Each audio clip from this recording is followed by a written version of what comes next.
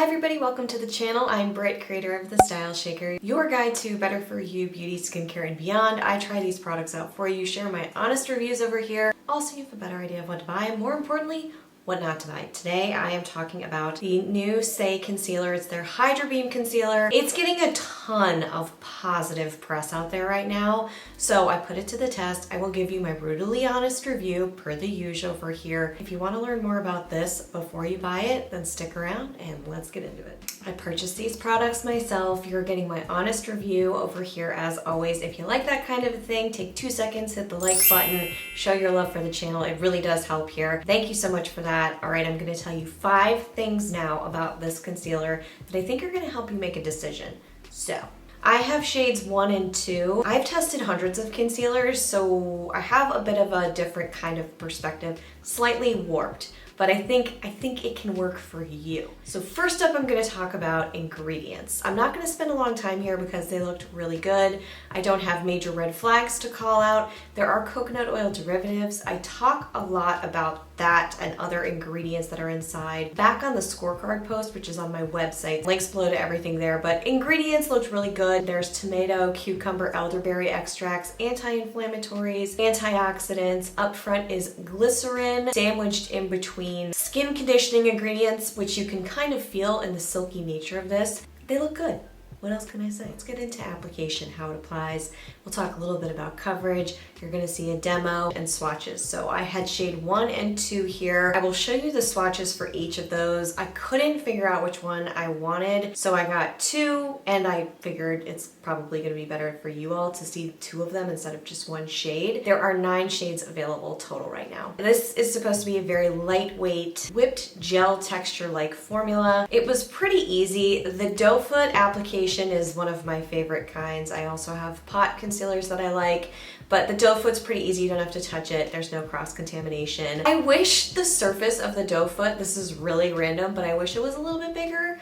However, you can get into corners with it, so I see the appeal. The brand recommends using these guys to press it into skin. I do agree with that. It was very easy to press into under eye and other areas of my face. I did also try a brush, but you just want to use a very light hand because it is a very lightweight formula and it will shift around a little bit on you. The sponge really just picked everything up. I couldn't really use a sponge on this one. Now I'm gonna say a little bit goes a long way here in application, but not because of coverage. It's because of the moisturizing formula that this is. If I put 2 layers on, which I did, I started with 2, and then if I needed more brightening, I'd put on 1, and both really melted in nicely into my skin. But if I put too much on, it was really too wet under the eye, and I did not want that. So I brought in a lightweight setting powder. I applied it with my fingers, not a brush. I just pressed it on top. One of the things you're gonna keep hearing me say is that this product works really well with other products. On its own, I'm kind of jumping ahead, wasn't my absolute favorite, and you'll hear why in a second, but with other products like a setting powder,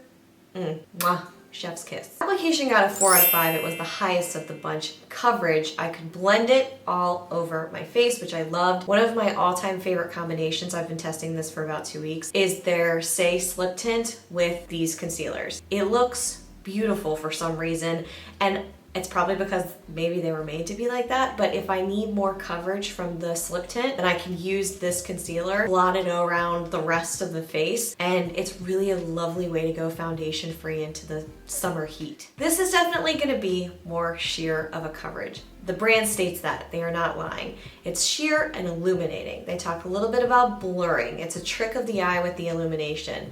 Did I see it? Yeah, I did see it. There was definitely some brightening. SAIE is that's kind of their wheelhouse. That's the lane they swim in. So a lot of their products have a dew, but I happen to love it. It's a little bit different from maybe an Ilia Super Serum Skin Tint, which is very dewy, slightly on the oily side. Some people adore that too, but I like what SAIE does.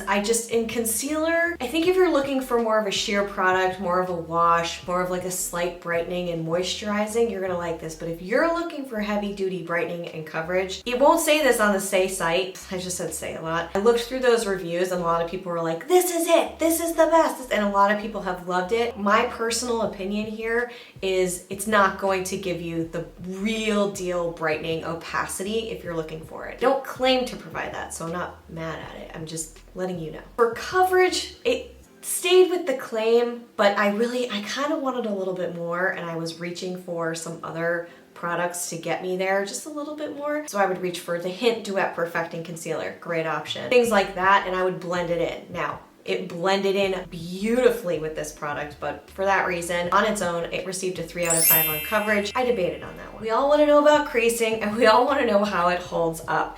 Concealers are tricky. They are notoriously tricky. There are probably millions of application recommendations out there and videos on YouTube about how to apply concealer for a reason, because it can be a pain in the butt.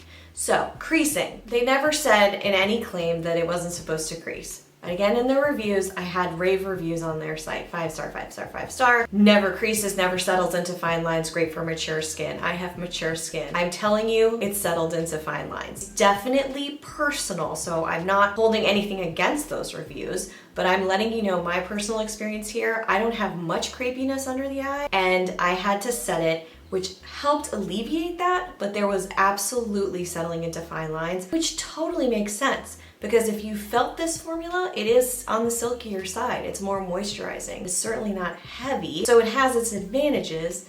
But just know that if you have oilier under eyes, if you have extra crepey skin there, it might settle in. It did for me, it might for you. And setting helped, but it didn't eliminate it completely. I also want to add here that when I set it, it didn't look cakey. It didn't look cakey on its own. This is not going to look cakey. I really think you'd have to try very, very hard to make this look cakey, which I love about it. After setting, again, this speaks to the fact that this formula just plays so well with other products, which I really did end up loving about it, but it didn't look cakey on me, so don't fear the powder, ladies. I don't know, some people really do, and on some skin types it might, but I didn't see that to be a problem. For creasing, it received a 3 out of 5 on the scorecard. For the wear test, I will actually jump to the video that I filmed 8 hours into this process, and you can check it out right now.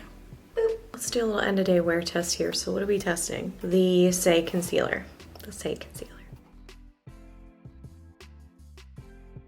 I did set it with a really light setting powder from 14E, which is my favorite one, and it has not budged.